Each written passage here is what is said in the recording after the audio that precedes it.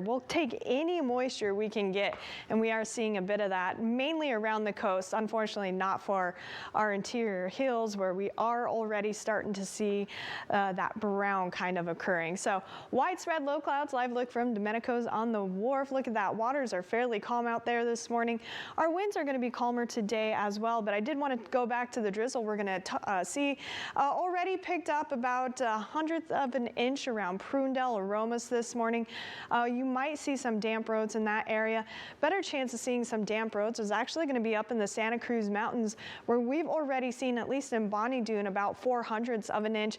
Around the Summit area, Boulder Creek, we've picked up about 2/100 of an inch. So that's some pretty good drizzle happening this morning, and we're going to continue to see it for a couple more hours before these low clouds start to fade away. So we are going to see those low clouds fade away. Inland locations we'll see mostly sunny skies, though we will keep some of those low clouds around the Big Sur coast and portions of the hills of the Santa Cruz Mountains there. And we are going to continue to see those low clouds, especially on the south side of the bay this afternoon. Our winds have turned back to the northwest, so we are seeing those winds out of the northwest here, which means the southern portion of the bay will continue to see those clouds, whereas yesterday we were seeing winds out of the south, which is why Santa Cruz saw mostly cloudy conditions yesterday afternoon. So a little bit of a wind shift here. We are going to see clear conditions on the north side of the bay. And then, yes, as we typically see this time of year, those low clouds will return overnight.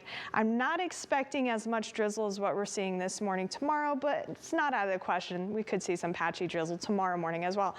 Talking about those winds, we were seeing some gusty conditions really most of the week. That's because we've had a few disturbances kind of moving through.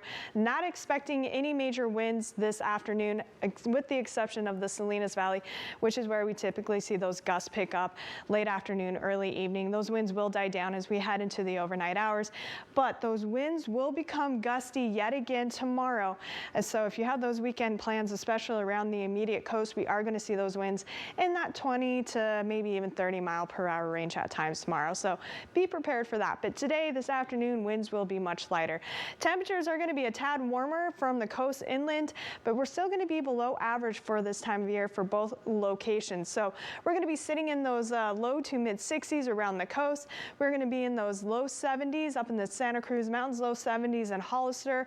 Up into the Santa Clara Valley, we'll be in those low 70s to mid 70s, 68 for Salinas.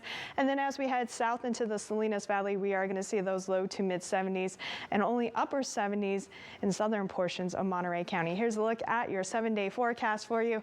We are going to see those clouds slowly start to break throughout the weekend. Temperatures will remain in those mid 60s. We will gradually start to warm up for our coastal locations by midweek next week, and we should see some more sunshine midweek next week. Different story inland, though. We're going to see a cooler day today, gradually warming up into the weekend. Very comfortable mid to upper 70s for most locations. By the time midweek hits, we are going to see the return of some of those low 80s. Surprisingly, those low 80s, that's where we should be this time of year for our inland locations. We're going to be going above that by the time Thursday rolls around.